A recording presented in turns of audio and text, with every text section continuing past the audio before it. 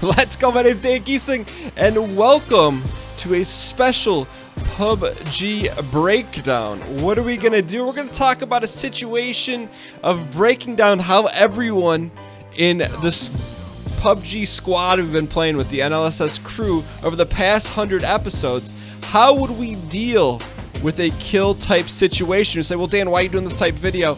Well, first and foremost, we tried to get the squad together to get a recording, and just didn't work out. So in the meantime, I didn't want to leave you hanging.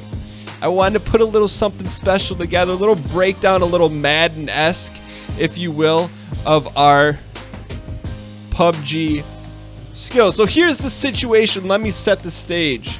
There's the situation. Now it's going to be a little bit different, but let's say over the past 100 episodes, I've got to know these players in a fairly intimate way, if you will, at least in the PUBG situation. So here we are. We've got someone that we've spotted, right? So maybe they got eyes on us, maybe they don't. But let's go ahead and see how everyone would do. First and foremost, why don't we break down, let's break down Melf, what Melf would do in this situation. And what Melf are we talking about? We're talking about this Melf, you know? He's got his striped shirt on, he's looking good. So what would Melf do? Before we talk about it, let's talk about what Melf's PUBG strengths are, okay? He's relatively, generally very calm. You know, in situations where there's mass panic and hysteria, you know, Melf really, I don't want to call him an anchor, but he helps to bring a nice calming hue to the situation. So he's calm, he's often very steady. You know, when you think of Melf, you know, he's steady Eddie, isn't gonna do a lot to catalyze things. However, and I don't want to call it a negative, because we're not gonna talk positive next. We're just gonna talk about maybe areas of concern. So I guess the only area of concern, because you know Melf's a strong player in his own right, but an area of concern for Melf, he likes to, I believe, pick at the cracks of team unity, and that's okay. You know, to move the team forward, you got to take some shots at what you think and you know is right. So what would Melf do, and if given the situation to go one-on-one against someone? He often, you know, employs a strat that I think we've all come to know and love Melf for. It's called rat strats or bush strats. So in this situation, I believe Melf would recreate a jungle type environment, throw a bush in front of maybe a rock, and kind of just wait for this person to creep on by. And when that person creeps on by, I think your boy would say, oh, well, you know, I got some poutine here for you. Stand up, and they go blap, blap, blap in the back. And I think that's an easy kill for Melf. Easy. So I'd say Melf would go 1-0 in this situation. And he would get things done. On the bottom of his shoe, though, you'd probably see the blood of his enemies. And maybe in the backpack, this would actually be a Roots backpack. He's from Canada. So Melf would go 1-0 in that situation. Let's go ahead and let's clear the tape here. Who would be up next? How about none other than Austin, Last Grey Wolf. So we got so LG Dub here. Let's break his team strats and benefits down.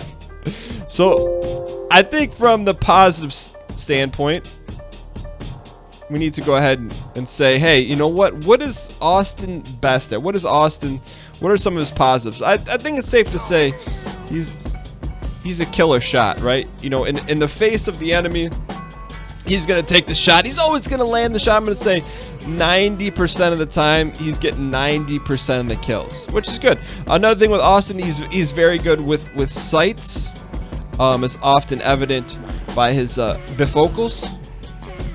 And and he's also very good with the auditory response system. So from an auditory standpoint, he's got the ears to go with a great PUBG player. He often carries us at times, so maybe you put an extra large backpack on him, and maybe, you know, here's his spine. Maybe his spine has a few cracks in his vertebrae from all the carrying.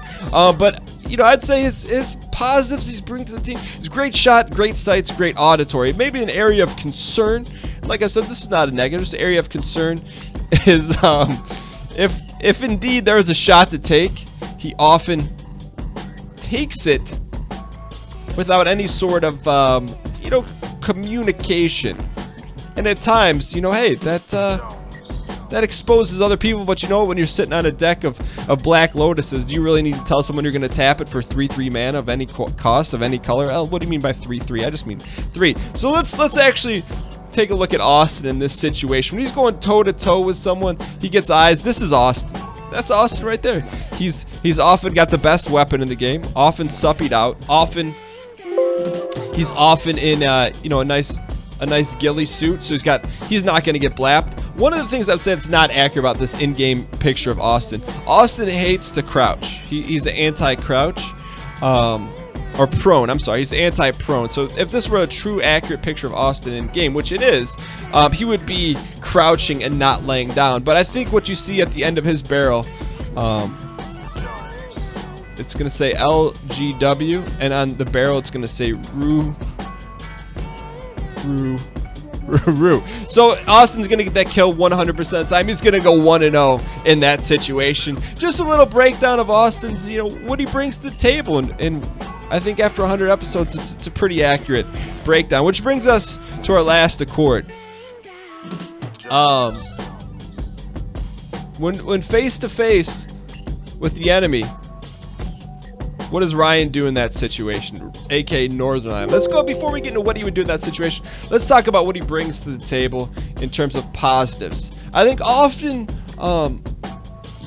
debatable, outside of maybe one episode, he's kind of the ray of sunlight. Because, hey, look, in any team, I don't care if you're besties or if you're not, there's going to be some cracks in the foundation. But I think what Ryan tries to do, he tries to really bring unity together, as evident by his unity neck tattoo.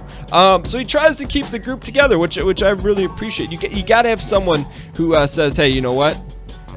It's time to dial in. But for every time Ryan dials in, I think it brings this area of concern here. This area of concern, you know, and this is the concern depending on where you look at it. Area of concern is you could just say he's a master of hijinks, right? You know, and something comes to mind. Let me give you an accurate in-game representation here. So here's the crew. There's me, there's Melf, there's Austin. Let's say we all have AWMs, because that always happens. AWMs with suppressors. And then, there's a little door right there, and a little ledge right there. And then you got Ryan launching himself to greater pastures. You know, he brings some levity to the group, but the hijinks, it's an area of concern. If you're talking about drafting PUBG players, you know, he's going to keep the team together. He's going to know when to dial in.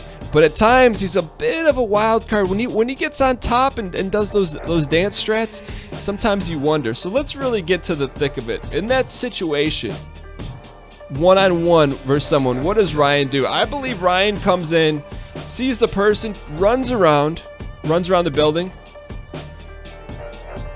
gets a vehicle. So, and let's just recreate this with accurate in-game assets here. Ryan, I believe, sees the person right here, hits the nay-nay going about. That's actually not an accurate license plate.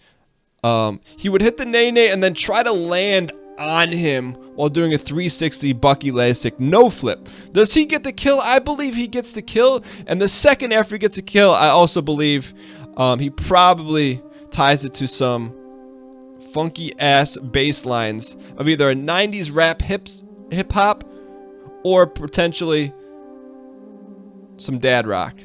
And I think, you know, assessing the group as a whole over the past 100 episodes, you get to know these guys on a PUBG intimate level. What they would do when they're faced with the crosshairs of life. What they would do when they have a chance to actually, you know, help out a fellow brethren. Do they keep the pan or do they pass it off?